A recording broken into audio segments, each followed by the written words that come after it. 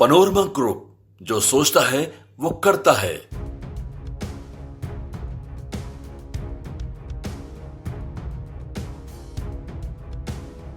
नमस्कार, मैं श्वेता और आप देख रहे हैं न्यूज फॉर नेशन। रुपौली विधानसभा उपचुनाव के नतीजे आने के बाद कहीं न कहीं जदयू और राजद काफी ज्यादा परेशान हैं। खास करके बिहार विधानसभा चुनाव को लेकर जदयू और राजद की तरफ से लगातार तैयारियां की जा रही हैं। बिहार की अगर बात करें तो एनडीए और इंडिया अलायंस 2025 बिहार विधानसभा चुनाव को लेकर अभी से ही कमर कसती हुई नजर आ रही है और रुपौली विधानसभा उपचुनाव के नतीजे आने के बाद इंडिया और एनडीए की मुश्किलें भी हैं वो बढ़ती हुई दिख रही हैं। लेकिन उससे पहले हम आपको बता दें कि रुपौली विधानसभा उपचुनाव का रिजल्ट आने के बाद अब बिहार में पार्टियां 4 और सीटों पर होने वाले उपचुनाव की तैयारियों में जुट गई है।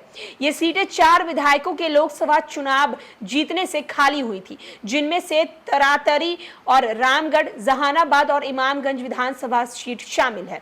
इस पर उपचुनाव को लेकर भारतीय जनता पार्टी यानी कि बीजेपी ने अपनी तैयारी शुरू कर दी है। बताया जा रहा है बीजेपी इनमें से 2 सीटों पर यानी कि और तरारी पर चुनाव लड़ेगी। वहीं जहानाबाद में मुख्यमंत्री नीतीश कुमार की जदयू और इमामगंज में केंद्रीय मंत्री जीतन राम मांझी की हम अपने प्रत्याशी को उतारने वाले हैं। इन चारों सीटों पर एनडीए का सीधा मुकाबला महागठबंधन से होने के आसार है। इसके अगले साल होने वाले बिहार विधानसभा चुनाव का सेमीफाइनल भी माना जा रहा है।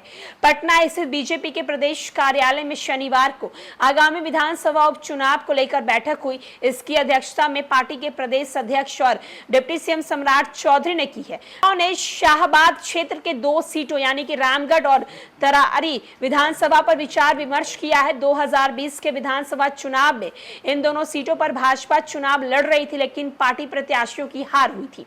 मिली जानकारी के मुताबिक एनडीए में विधानसभा उपचुनाव के लिए जिताऊ प्रत्याशी की तलाशी जो है वो तेजी से चल रही है। बीजेपी के प्रदेश अध्यक्ष ने इसके लिए पार्टी के 2 मंत्रियों के साथ ही प्रदेश संगठन में 2 महामंत्रियों को दायित्व दिया है। 18 जुलाई को विधानसभा उपचुनाव को लेकर अहम बैठक होने वाली है। इससे पहले रक्षा मंत्री राजनाथ सिंह के आने का कार्यक्रम था, मगर उनके हेल्थ खराब होने के कारण उनका जो दौरा है वह स्थगित कर दिया गया। अब केंद्रीय कृषि मंत्री शिवराज सिंह चौहान और सड़क परिवहन मंत्री नितिन गडकरी किसी एक दिन पटना आने की उनकी संभावना बताई जा रही है।